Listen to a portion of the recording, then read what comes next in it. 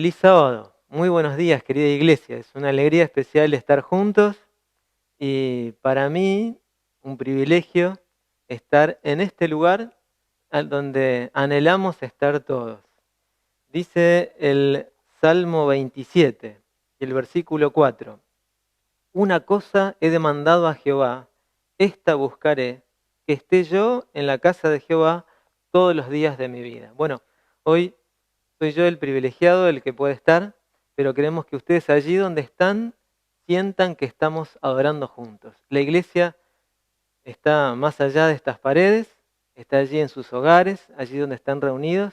Queremos de todo corazón que la presencia del Espíritu Santo pueda acompañarlos. Vamos a compartir juntos un momento de oración antes de continuar.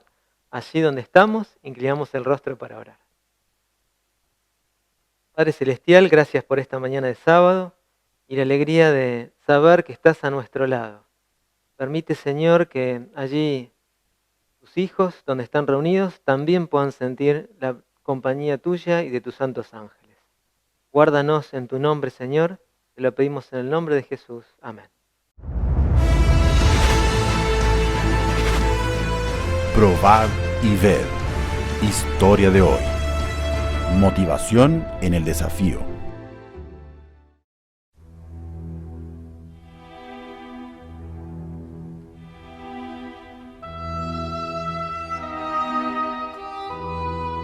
Yo era servidor público.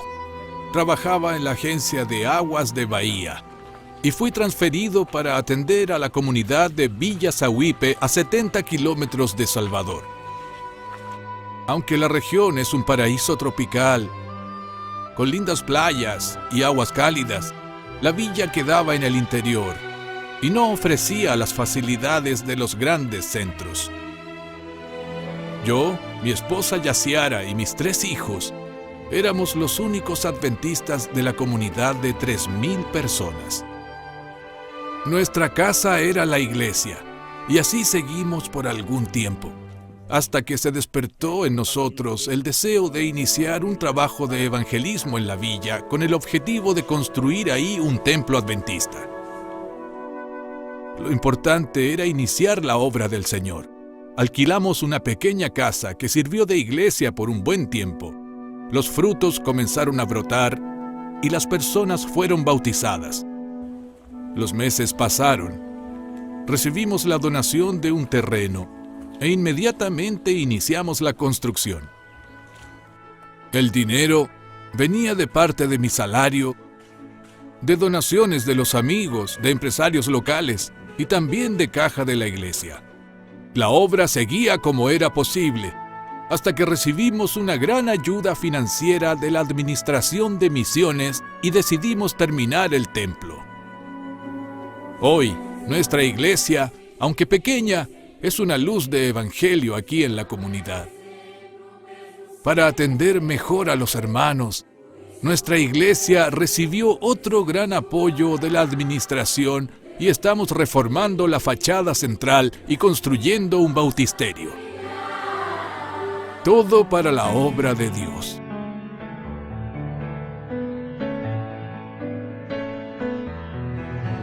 Nosotros somos los pioneros aquí en Villa Zahuipe, y el Señor ha hecho a su pueblo seguir adelante en el cumplimiento de nuestra gran obra de evangelización.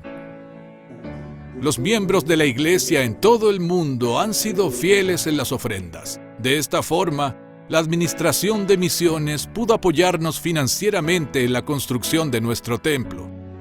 Yo sé que existen innumerables proyectos que también están recibiendo ayuda financiera, como en el caso de la iglesia de Lauro de Freitas, que hoy puede recibir más de 500 personas. De la iglesia de Maragogipe, que se convirtió en la más bonita de la ciudad.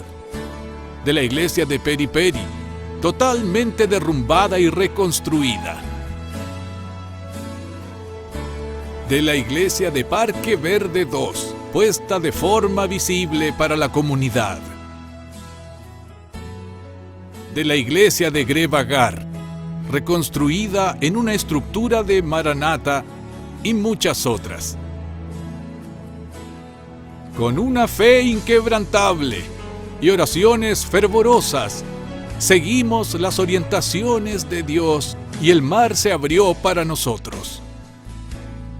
Alabado sea nuestro Dios. Probad y ved. Y ahora los invito a este momento especial de adoración a Dios, a través del diezmo y las ofrendas. Que el Señor los bendiga.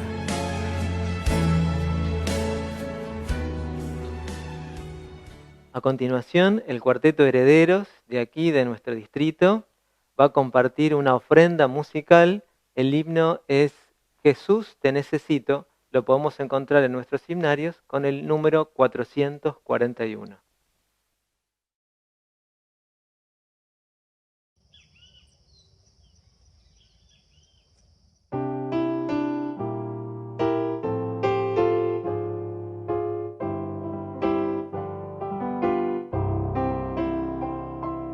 Más pureza dame, más fuerza en Jesús,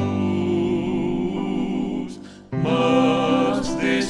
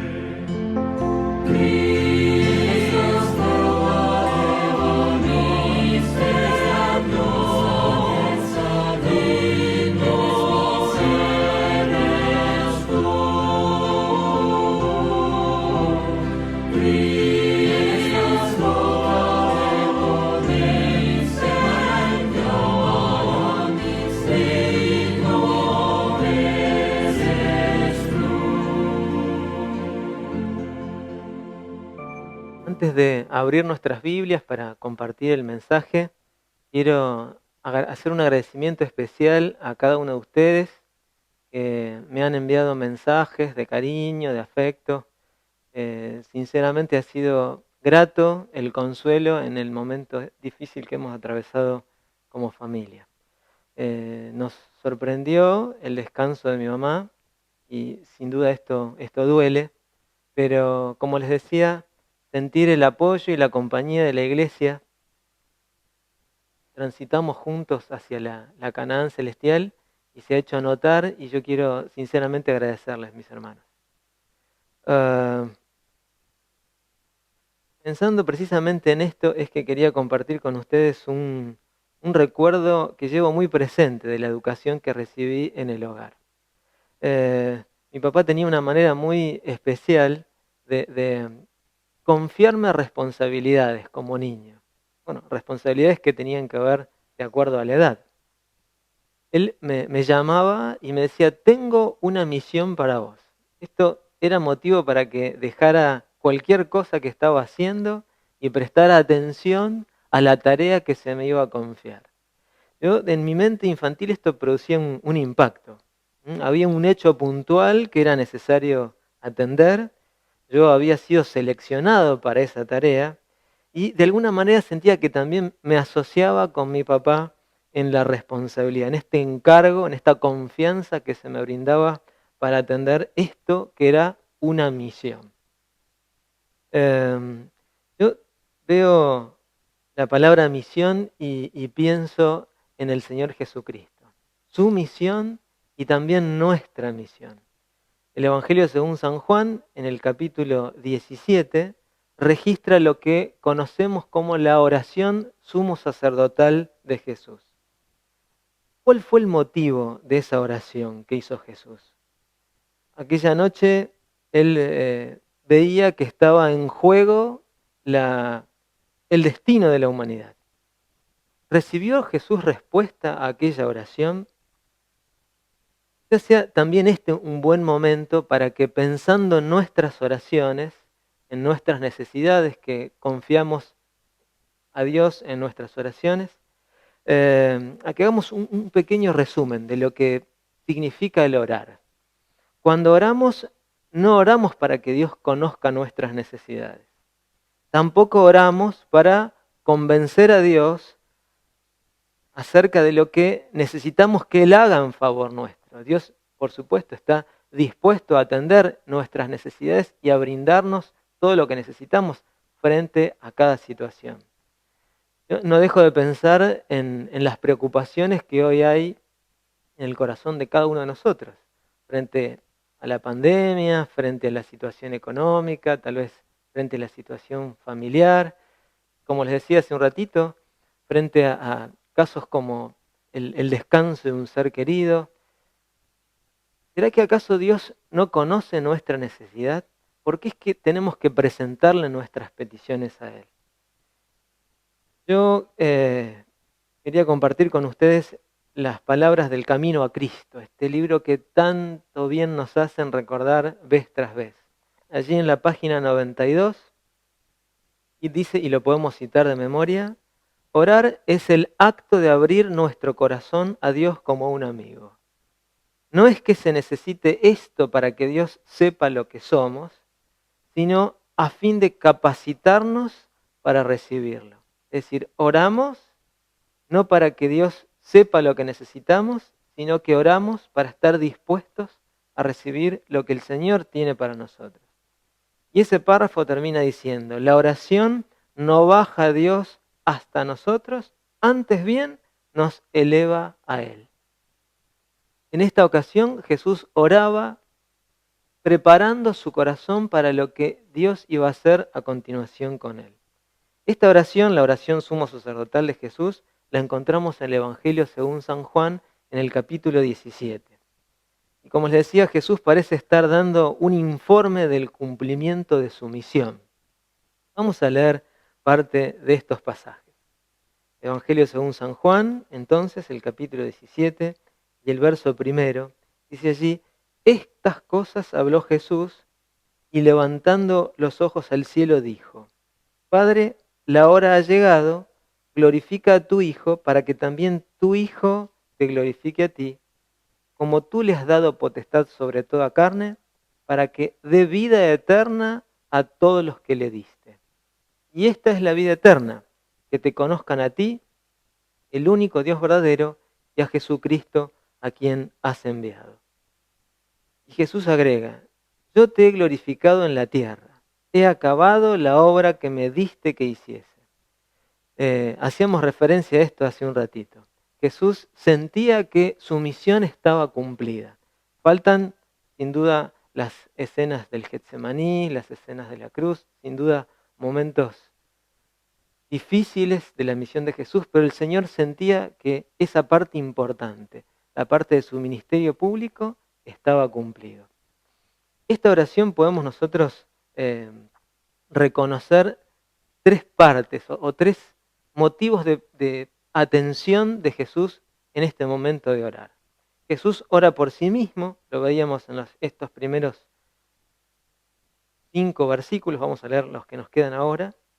Jesús a continuación ora por sus discípulos, los que estaban allí, el grupo de los 12, y finalmente Jesús ora por nosotros. Las tres preocupaciones, las tres atenciones de Jesús en este momento de oración tan particular. La oración, como decíamos, la oración más extensa que se registra de Jesús. Dice el versículo 5 en adelante. Ahora pues, Padre, glorifícame tú al lado tuyo, con aquella gloria que tuve contigo antes de que el mundo fuese. Jesús sabe que llegó la hora de su sacrificio. Jesús sabe que el destino de la humanidad depende de Él y sus decisiones. Y está dispuesto a dejar de lado su voluntad para hacer la voluntad del Padre. Reitero una vez más el concepto del versículo 3. ¿Qué es la vida eterna? Jesús dice allí, esta es la vida eterna, que te conozcan a ti, el único Dios verdadero, y a Jesucristo a quien has enviado. Conocer a Dios es la vida eterna, dice Jesús en su oración. Conocer a Dios es la vida eterna. Tenemos la tendencia a limitar el conocimiento a hechos, a detalles, pero Jesús apunta aquí a algo más profundo y satisfactorio. Él habla de conocer a Dios. Claro, nosotros comenzamos conociendo a Dios a través de hechos y palabras. Tenemos la Biblia para tener este conocimiento de Dios. Pero ese conocimiento comienza por allí, tal vez también continúa de la misma manera, conociendo a Dios en su palabra, pero no se limita a esto. El Señor espera que tengamos una relación de confianza con Él, que a diario podamos acudir a Él, orar y presentarle nuestras necesidades. Ser conscientes de las situaciones que tenemos alrededor, desde las cuales también Dios se manifiesta. Conocerlo a Él es estar dispuestos a que Él nos conduzca en nuestras emociones, en nuestros sentimientos, pero básicamente en nuestras decisiones. Dejó su palabra para que sea la guía más segura y podamos conocerlo personalmente. A continuación, Jesús ora por sus discípulos. Dicen los versos 6 en adelante, he manifestado tu nombre a los hombres que del mundo me diste. Tuyos eran y me los diste, y han guardado tu palabra. Ahora han conocido que todas las cosas que me has dado proceden de ti. Esta es la parte más extensa de la oración de Jesús. Jesús sabía que ese grupo de hombres que tan estrechamente habían estado con Él, conocían al Padre. Habían estado con Jesús, lo conocieron a Jesús, pero también de esta manera habían conocido al Padre. Sigue diciendo el texto, ahora han conocido que todas las cosas que me has dado proceden de ti, porque las palabras que me diste les he dado y ellos las recibieron, y han conocido verdaderamente que salí de ti y han creído que tú me enviaste.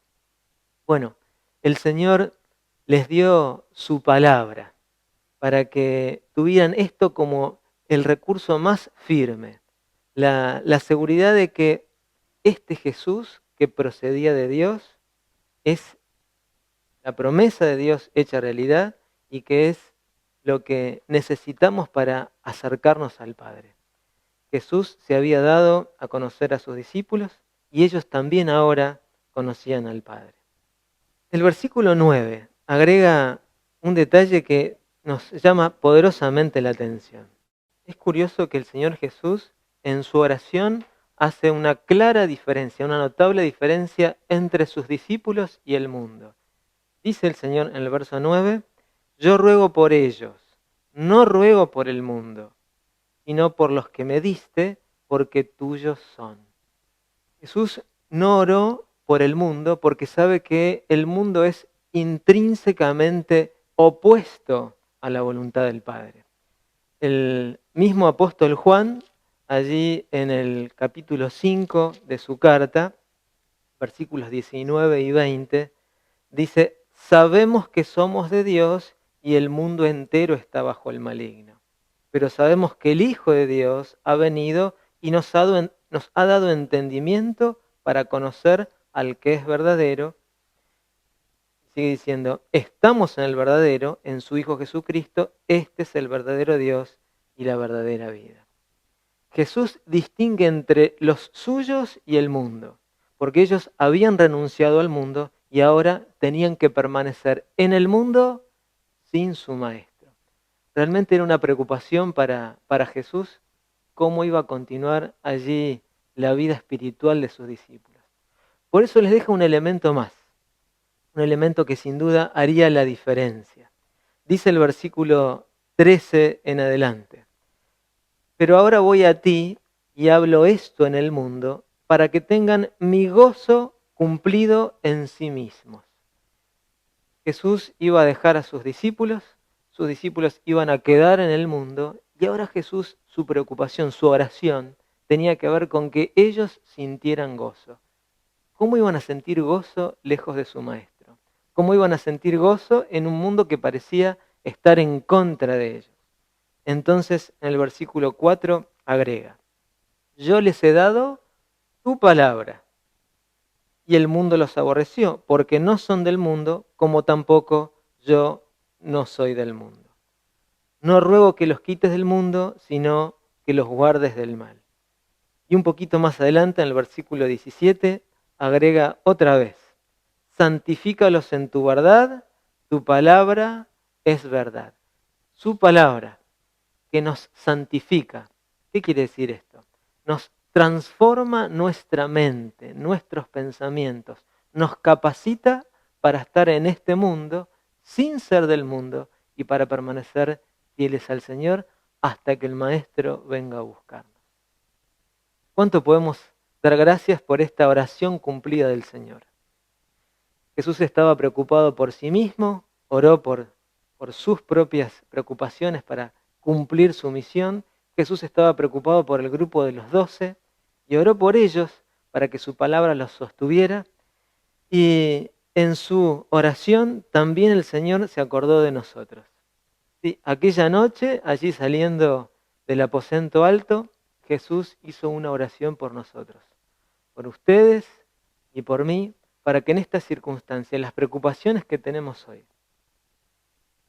las que sea que tengamos en el corazón, las que parecen estar allí amenazando nuestra vida espiritual, nuestra fe, nuestra confianza, Jesús oró por nosotros también. Dice el versículo 20, mas no ruego solamente por estos, sino también por los que han de creer en mí por la palabra de ellos. Jesús oró por nosotros. Hace tanto tiempo, aquella noche, nos tuvo en cuenta, estuvimos en su corazón. ¿Tendrá respuesta? Una vez más me pregunto, ¿tendrá respuesta esta oración de Jesús? ¿Cómo será la respuesta a esta oración de Jesús? ¿Qué parte tenemos que ver nosotros con la respuesta a aquella oración? Dice el versículo 21, su preocupación por nosotros, los que creemos a partir del mensaje de los discípulos, los que no conocimos personalmente al Jesús encarnado. Jesús ora por nosotros de esta manera: para que todos sean uno, como tú, oh Padre, en mí y yo en ti, que también ellos sean uno en nosotros. ¿Para qué? Para que el mundo crea que tú me enviaste. La misión de Jesús, y allí vuelvo a aquel pensamiento que les contaba al principio, la misión que nos confía. Tengo una misión para vos, tiene que ver con esta unidad. La oración de Jesús se responde en esta unidad que procura el Señor que haya entre nosotros y entre nosotros y Dios. Yo en ellos, dice el verso 23, y tú en mí, para que sean perfectos en unidad. Y otra vez, para que el mundo conozca que tú me enviaste y que los has amado a ellos, como también me has amado a mí. En esta oración de Jesús hay una situación muy particular. Se da una oportunidad. Hay aquí tanto tragedia como oportunidad. Me refiero a tragedia porque en ocasión de que no haya unidad en la iglesia, esta oración de Jesús no va a ser respondida. Jesús espera que estemos unidos para que el mundo entienda y se cumpla su cometido, que Jesús vino al mundo a salvarnos. Esta es la tragedia, pero también esta es la oportunidad.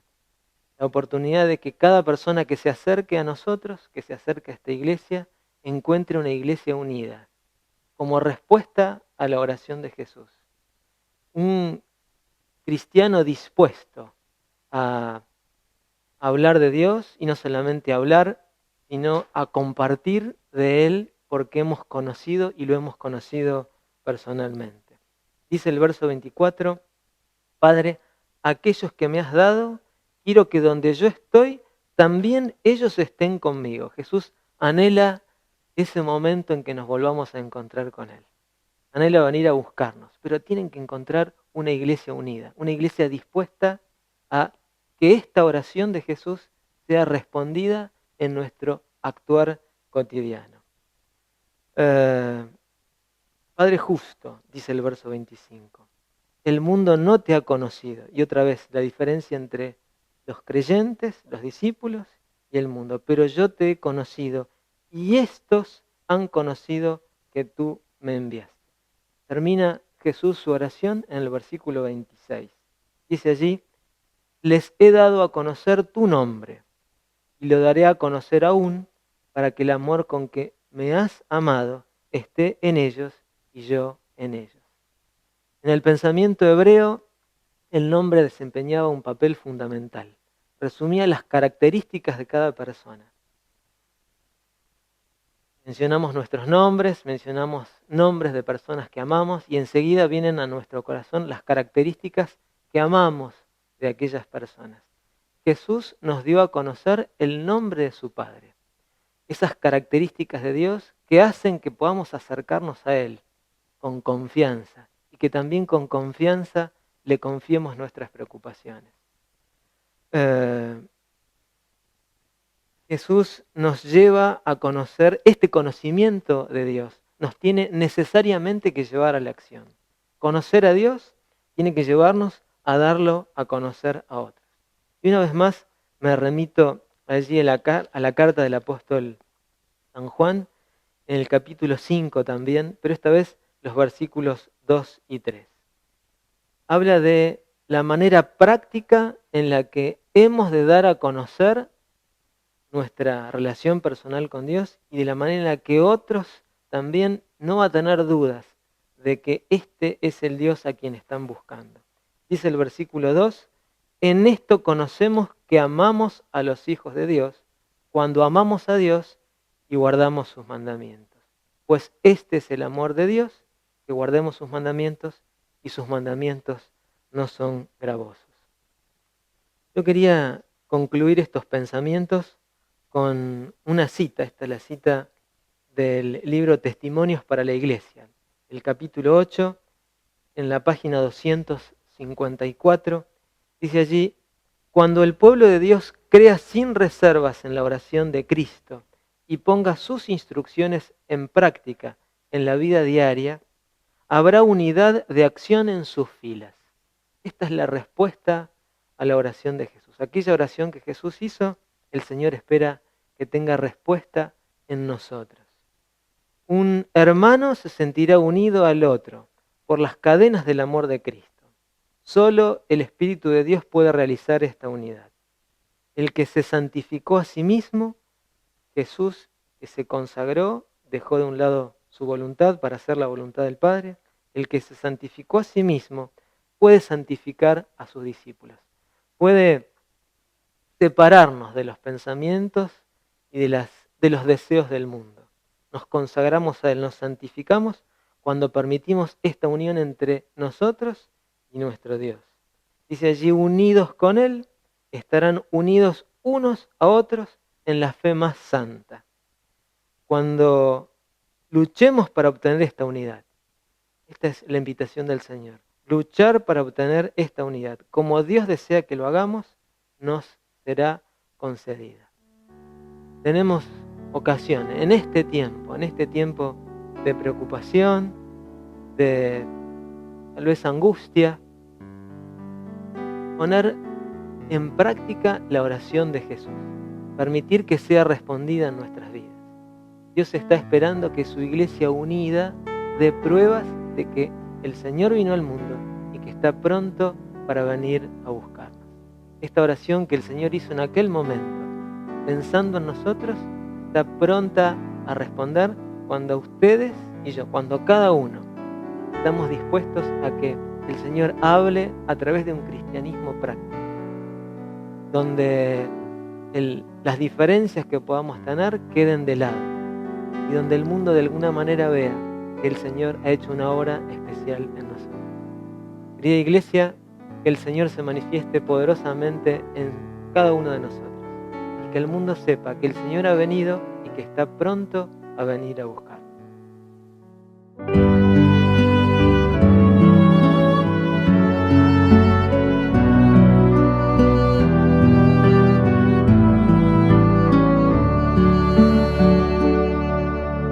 Por nuestro Señor, unidos en verdad, lo adoramos con fervor. Gozo da vivir unidos por la fe, siempre Jesús nos guiará. Vamos al cielo, Jesús nos espera, hay un lugar para ti.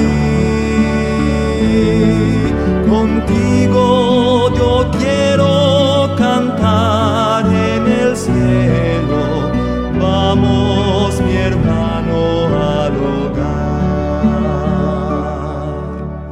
Al gran capitán habremos de seguir, la gran victoria cerca está. Sin vacilación al cielo vamos y que nadie falte allá. Vamos al cielo, Jesús nos espera, hay un lugar para ti. Contigo yo quiero cantar en el cielo, vamos mi hermano.